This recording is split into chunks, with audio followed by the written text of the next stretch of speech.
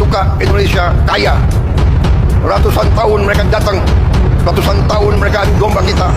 Sampai sekarang, waktu kita dijajah, bahkan kita digolongkan lebih rendah dari anjing. Kita punya prinsip. Prinsip kita adalah prinsip anti penjajahan. Jangan menganggap negara ini bisa dipermainkan. Jangan menganggap NKRI bisa dibohongi. Jangan menganggap NKRI bisa ditipu. Kita mau bergerak cepat, rakyat menuntut, mengharapkan. Kita tidak boleh dipermainkan oleh bangsa manapun. Kita ingat kata-kata proklamator kita, bangsa Indonesia harus berdiri di atas kaki kita sendiri. Karena kita pernah mengalami penjajahan, kita anti penindasan. Karena kita pernah ditindas, kebenaran selalu akan menang. Assalamualaikum warahmatullahi wabarakatuh. Saudara-saudaraku yang dirahmati oleh Allah Subhanahu wa Ta'ala, kembali lagi dengan saya, yaitu dengan channel Kawit News. Semoga yang menonton video ini saya ucapkan sehat selalu, berkah panjang umurnya untuk panjenengan sedaya. Jangan lupa datang panjenengan kula nyuwun keikhlasannya panjenengan datang channel kula, yaitu channel Kawit News, supaya bisa eksistensi dan bertahan di dunia itu.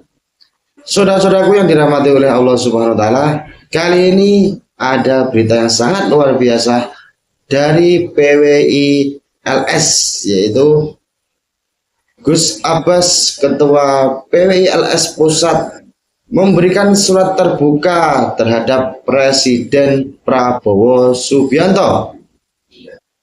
Gus Abbas mengatakan bahwa beliau memberikan surat terbuka kepada Bapak Prabowo Subianto perihal Habib Ba'alwi dan kawan-kawan.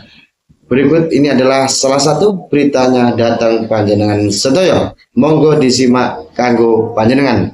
Kami atas nama rakyat Indonesia memohon kepada Bapak Presiden Republik Indonesia dengan ini melaporkan tentang masalah kasus Winongan Pasuruan. Ini adalah salah satu bukti penjajahan, pengambil alihan hak kedaulatan dan kehormatan bangsa oleh imigran Ba'alwi. Mereka dengan semena-mena membangun, mengklaim, menjara kedaulatan. Namun ketika digugat oleh pribumi yang punya hak dan memiliki legalisasi hukum, malah berbalik. Pribumi dicaci, pribumi dimaki, pribumi diancam, diintimidasi. Bahkan aparat pun memproses hukum tanpa melihat kronologi dan substansi daripada masalah yang sebenarnya.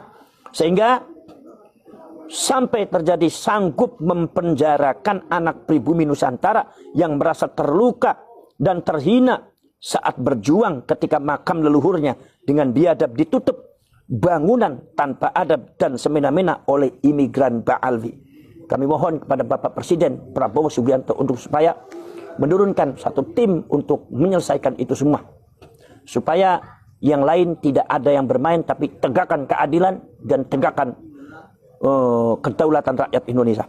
Nomor 9, kami atas nama rakyat Indonesia memohon kepada Presiden Republik Indonesia Bapak Prabowo untuk segera memerintahkan seluruh instrumennya untuk mengevaluasi dan menginventarisir keberadaan warga imigran Ba'alwi di Indonesia yang berkaitan dengan keimigrasian dan status mereka sebagai kewarganegaraannya. Sebab ada indikasi beberapa imigran gelap datang ke Indonesia yang diterima oleh beberapa oknum-oknum Ba'alwi yang ada di Indonesia. Tidak suka Indonesia kaya. Ratusan tahun mereka datang, ratusan tahun mereka adu domba kita. Sampai sekarang, waktu kita dijajah, bahkan kita digolongkan lebih rendah dari anjing. Kita punya prinsip. Prinsip kita adalah prinsip anti penjajahan. Jangan menganggap negara ini bisa dipermainkan. Jangan menganggap NKRI bisa dibohongi. Jangan menganggap NKRI bisa ditipu. Kita mau bergerak cepat, rakyat menuntut, mengharapkan. Kita tidak boleh dipermainkan oleh bangsa manapun. Kita ingat kata-kata proklamator kita, bangsa Indonesia harus berdiri di atas kaki kita sendiri. Karena kita pernah mengalami penjajahan, kita anti penindasan. Karena kita pernah ditindas. Yaman itu negeri paling miskin di Timur Tengah. Bagaimana kita percaya dia bisa turunin emas dari langit? Masya Allah, ini goyang apa?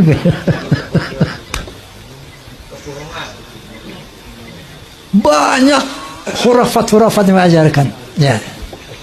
Nah, ini membuat satu faktor menguatnya saya, keraguan saya tentang apa iya cucu Nabi ini kayak begini.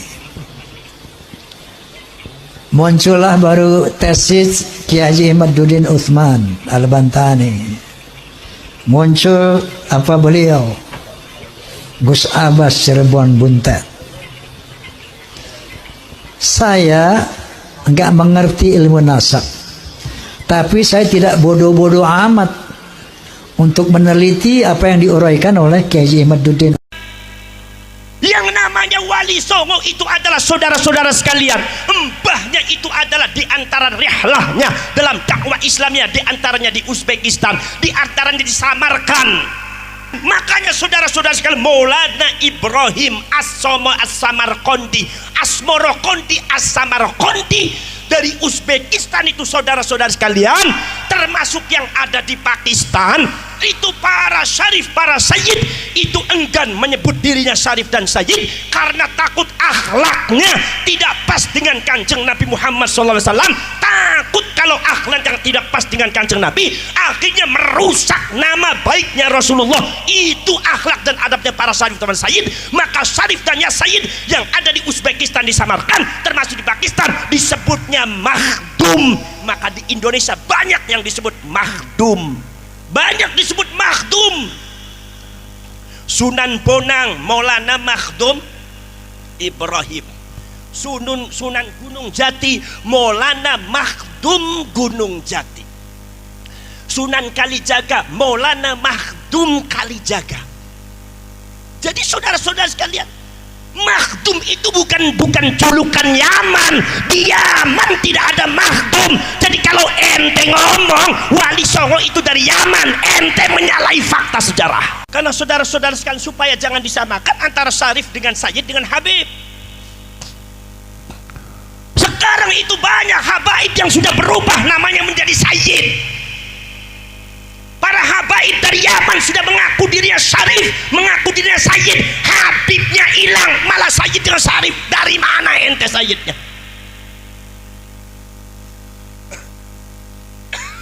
Saudara-saudara sekalian, maka saudara-saudara sekalian, nomor selanjutnya ada beberapa catatan daripada para nasabah dan para pakar sejarah bahwasanya ada perbedaan Ba'alwi dengan para syarif dan sayyid. Apa perbedaannya? Perbedaannya bahwasanya yang namanya sayyid dan syarif itu ma'indahum tamayyuzat. Mereka tidak memiliki sesuatu ciri yang membedakan, tidak memiliki marga. Marganya dinisbatkan pada kampungnya. Sayyid Rahmatullah Sunan Ampel Al-Jawi tidak ada marganya. Bin Sayyid Maulana Ibrahim As-Samarqandi Samarkand, itu kampungnya Samarkand, daerahnya Samarkand, tidak ada marganya. Kemudian saudara-saudara sekalian, tidak ada tamayyuzat. Tamayyuzat itu apa? Tamayyuzat itu adalah sesuatu ciri yang membedakan satu marga. Seperti Ba'alwi, saudara-saudara punya marga, ada As-Segaf, ada Bin Yahya, ada Al-Muhdar, ada Al-Kaf, ada Al-Aidid, ada Barakbah. Itu saudara-saudara sekalian ada marganya. Tapi yang namanya Dzurriyyatur Rasul, anak cucunya Rasulullah, sangat jarang. Bahkan 99% tidak memiliki marga.